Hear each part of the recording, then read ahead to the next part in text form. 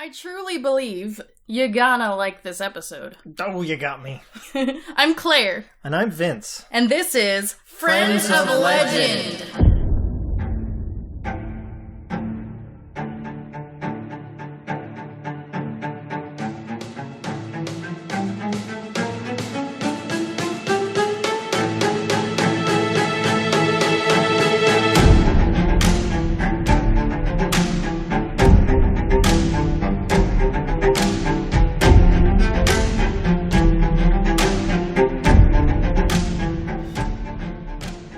Welcome to Friends of Legend, where we're building bridges, mending ties, and easing tensions between our world and the magical realm. Consider us a couple of mythical stonemasons. I like that. It's beautiful. Since tomorrow is Mother's Day, I thought we would try to befriend Baba Yaga. Really? Why is that? She is known to many as the mother of all witches, the ambiguous mother, and we'll go into why she's ambiguous a little bit later. She's known as Grandmother Witch, but she is a very mysterious woman who was made popular by Slavic folklore. And remember, just because it is folklore doesn't mean it's not real. Oh, yeah, it's got to come from somewhere. It does. So, she's a very elderly woman. She has long, kind of stringy white hair. She's got a long nose, sort of like bear claws on her fingers.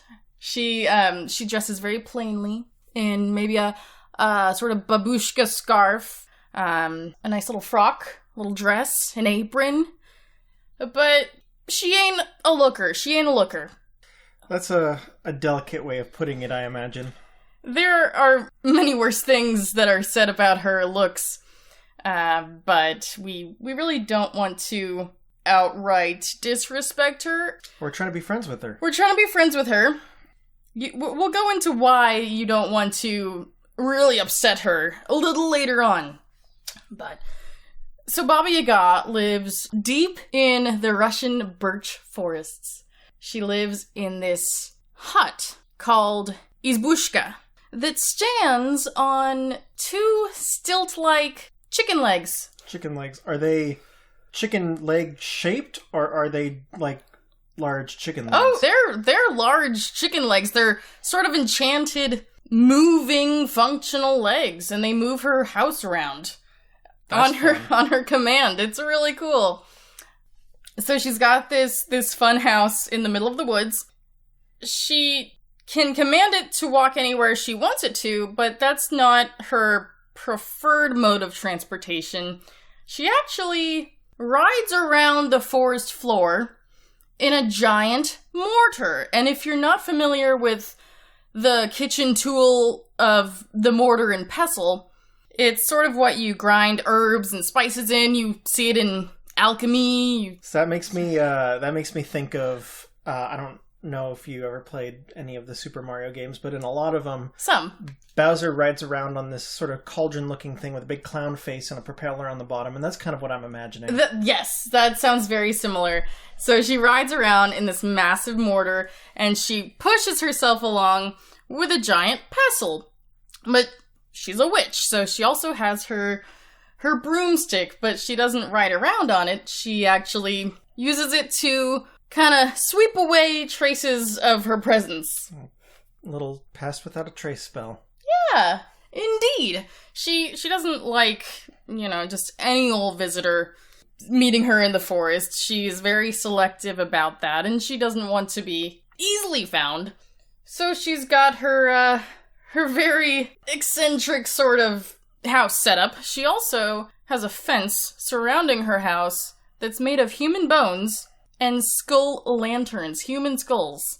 Man, I wouldn't worry about people finding me if I had a fence made of human bones, because I don't think they'd really want to cross the threshold. Exactly, yes.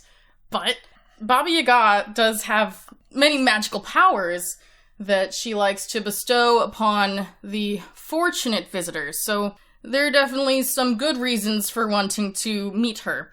But more on that later. One of the things that Baba Yaga is most known for is that she just adores cooking and eating children. Oh, no. Yeah. And not only children, she also will sometimes dive into the occasional young woman or man who upset her. I like how you say dive into, like they are, like a bowl of mashed potatoes or something. Oh, yeah. Oh, she likes to roast them, and sometimes she'll stew them. But that's why she's got that big old oven in her house that she sleeps on. She'll not hesitate to toss someone in there that does her wrong. If she's the mother of witches, then she must have been the mother of the witch from the Hansel and Gretel story then, from the sound of it. Yes, it's very similar, and I am wondering if Hansel and Gretel is sort of a Germanic telling, just sort of a variety of a Baba Yaga story. Yeah, possibly. But it is Mother's Day, so I chose Baba Yaga because she has these maternal traits about her. It sounds at first that she's a bit scary, and you might even think her to be evil, but she is an ambiguous person. She has many facets to her personality. Hence the ambiguous mother name? Exactly! That was my band name in high school. Yes, thank you. Very good. But Baba Yaga will sometimes give magical gifts and really good advice to those who approach her and who she deems worthy. Imagine a grandmother who really hits you with the tough love. She might spank you with a wooden spoon if you're up to no good. I'm imagining the grandma who throws the sandal. Yeah, she's a lot like that, but she has, these golden nuggets of advice and compassion deep down within her, and she is happy to share that with anyone that she truly enjoys the company of. I bet she knows how to make a really good stew too. She seems like the kind of maternal figure that would make a really good stew. Maybe out of children. Yeah, I would be wary of that. Make sure you check for fingers, whatever she's giving you. But yeah, she probably would. She probably knows her way around the kitchen. I mean, she does ride in a mortar. Exactly. So she is a culinarian, to be sure. I mean, that is one of the best things about Baba Yaga. She will take you under her wing if it suits her. That is very important. She is outside the bounds of morality. She has a lot of self-interest, but she also, she gets away with it. Yeah, like you do when you're immortal and magical. Exactly. So another thing I was wondering, I know she has the house, the chicken house. Mm-hmm. Does she have any other kind of pets or familiars, like a witch might, like a black cat? She has been known to have some animal servants, yes. She has a lot of associations with the critters of the forest. I was able to find information on a kitty and a puppy servant of hers. Oh. Yeah, and, I want to believe that she treats them well, but they are also considered servants of hers. She has also been known to ride a pig into battle. Oh, into battle? Yeah! She's a battling type. She can. Oh, yeah. Baba Yaga is definitely one to hold a grudge. So I definitely see how it could take her far into the battlefield. Sounds like those Siberian gnomes. Yes. So you've kind of hinted at this, but what sort of behaviors put you on Baba Yaga's bad side so we can avoid that? It's really pretty much anything that your mother might teach you when you're very young about presenting yourself in a respectful way to your elders. You must prepare how you're approaching Baba Yaga. You need to be polite. You need to be sincere. But when you ask her too many questions or the wrong questions, she can get a little fiery. But she definitely has a soft spot for those pure of heart and offering the proper respects, as you would to your elders. That makes sense to me. Yeah. She definitely has a thing for fellow witches, for herbalists, heroes. Heroes? Yeah, she's got a lot of heroes that will visit her in the forest looking for aid in their quests. And if she's in the right mood, if it fancies her, she might throw you a bone. Do you have to bring anything like a bundt cake or, I don't know, flowers to kind of get her to listen to you? I think that would certainly help. She loves a big feast. The more that's on her dinner table, the happier she is. Okay, I can get down with that. Oh yeah. You would do well to bring her a tin of tea, maybe. She really likes Black Russian caravan tea. She likes vodka a lot. All right. It's a cool grandma. Yeah. You want to remember your manners. You don't want to ask too many questions. And, just be a good little boy or a little girl. It's easy enough. All the things that your parents would tell you that someone's going to eat you if you don't do these things anyway. Exactly. She will eat you, I guess. Yes. That is what a lot of parents have historically threatened their children with. If you don't buck up, you're gonna get eaten by Baba Yaga. Must be nice to live in the Yaga distance. That's right. I mean, we've got, sort of a generic boogeyman here in America or elsewhere, but I definitely think that it's an effective threat to your kids. I believe it. So, you pretty much already answered this question. She lives in the forests of Russia, but I've always got the impression that it's not just the people of Russia who kind of have this reverence and fear of Baba Yaga. Can you name some other places where she might be known? Yeah, she's pretty prominent in pop culture. She's actually been featured in many movies lately. She's in the new Hellboy movie. Oh, that's right, she was. I saw The Chicken House. Yeah, The Chicken House. She had that big feast on her table, and she's also been featured in some video games, including one called Smite. It's an online game, and she's one of the featured monsters that you can play as. And she actually has her mortar that she rides around the game in, which is really fun that they honored that. There's also a movie that came out about her a few months ago. It's called Baba Yaga, Terror of the Dark Forest. It sounds like those people are probably going to get eaten by Baba Yaga if they come across her. Don't do these things. You want to please her. I don't know what they're thinking. Yeah, I mean, if you had made a movie called Baba Yaga, Hungry Grandma, I think that might have gone over a little bit smoother. Yeah, I agree. Now, the good news is that I doubt she has a streaming device in old Izbushka, so she's probably not going to be the first to hear about these movies made about her. So that's good.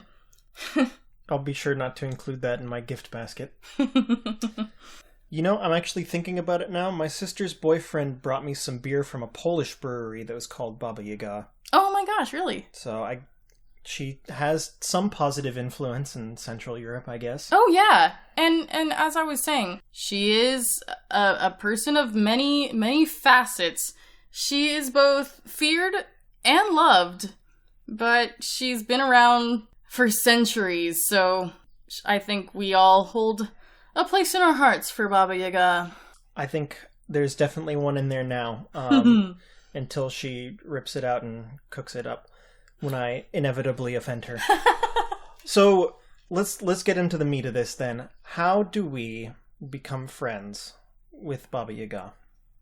Well, if you are fortunate enough to be able to find her ever-moving house in the forest, what you gotta do is say the magic words to actually get into the house. And that is, Izbushka, Izbushka, stand the old way with your back to the woods and your front to me. And then the house will sit down and you can enter. That's a lot of fun. I wonder if you have to say it in Russian, though. I don't imagine the house is a polyglot. No! and I might get some help from my Russian friend with that one. But once you are at the doorstep, what you can do is you can bring her a nice bundt cake, you can bring her some lovely flowers, nice bottle of vodka. She's also a tobacco smoker. Huh. Bring her a tin of tobacco and smoke them if you got it.